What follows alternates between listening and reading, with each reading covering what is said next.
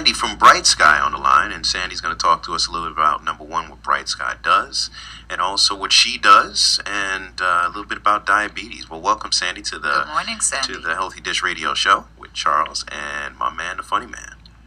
Thank you, Charles, for having us on. Good. So tell us a little bit about what you do and what BrightSky does, Sandy. I'm a diabetes educator. I work at BrightSky. We try to help people take care of themselves. It's not easy when you have diabetes. It's a little bit different than just eating for health, because there's so many other aspects that I heard you talk about last week that someone with diabetes needs to do to take care of themselves. We try to provide the tools for people to take care of themselves and the knowledge about how to use them.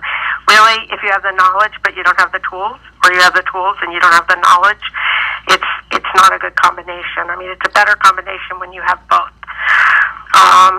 I myself have had diabetes over 50 years, and I think people think about what diabetes was with their mothers or their grandmothers or relatives, and they think it's a death sentence. But as we all know now, it's much easier to take care of.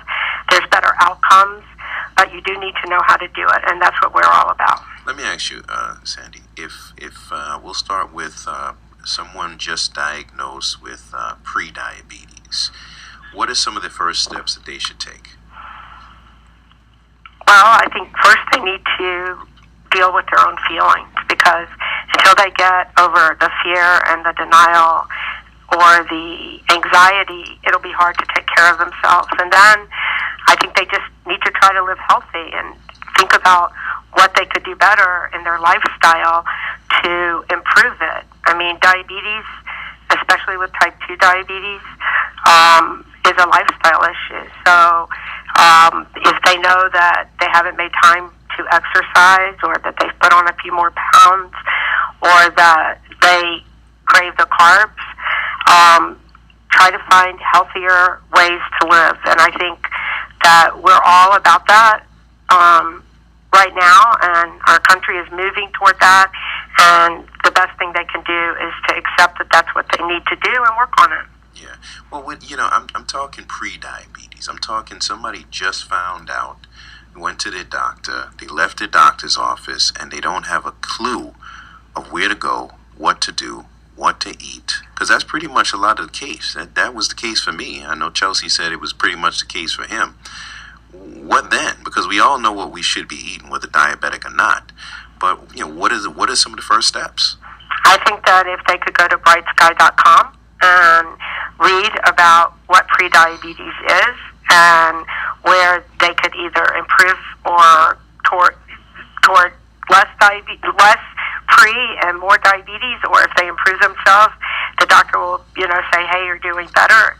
Come to our website, www.brightsky.com, and look at what it takes to take care of diabetes. Join our community and interact with other people and educators to see what other people are going through, so that they can learn about diabetes and learn how to take care of themselves. Now, if they're in a city, what are some of the, let's say they're in Texas, what are some of the best ways, and how could someone find an educator, first of all, and how does someone qualify as a good educator? How do you know which ones are better than most? Well, almost everyone's insurance plus Medicare pays to speak with a licensed dietitian at least 2 times a year. The first time you go, it's 3. And that's the first place they could start. They could look at their local outpatient centers that might offer diabetes education, or they can give us a call, and we'll direct them to a place in their community, or we can help them online and over the phone.